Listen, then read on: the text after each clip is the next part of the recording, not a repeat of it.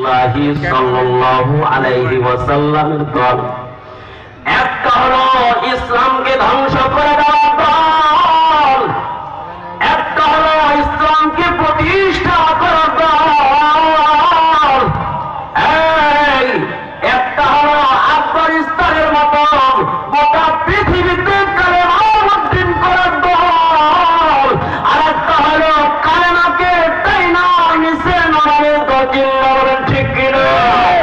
একটা দল হলো এই খিলাফা কায়েম করার দল, সমাজ ইসলামী হুকুমত ইসলামী আইন বাস্তবায়ন করার দল। একটা দল হলো রাষ্ট্রীয় ক্ষমতা ইসলাম যাকে এইটা দল, আর একটা হবে বাধা প্রদান করবে, তারা চাইবে না ক্ষমতা ইসলাম যাকে এটা চাইবে না। চিল্লা বলেন আছে কি নাই? আমার ভাইয়েরা পার্থক্য হয়ে যাচ্ছে। এই দেশ নয়, শুধু বাংলাদেশ নয়, গোটা পৃথিবীতে কালেমার পতাকা পথ করে উদ্যান করার জন্য সময় সামনে আসবে। এমনকি ইমাম মাহদী আগমন ঘটবে।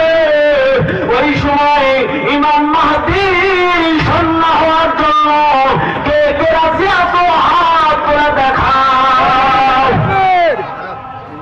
আল্লাহ পাক কবুল করেন, বলুন আমিন। সেই সময়টা বেশি দূরে নয়, শুরু হয়ে গেছে। খেয়াল করেন, গোটা পৃথিবীর দিকে তাকাবেন। এই বন্ধু ভয়ের কোন কারণ নাই।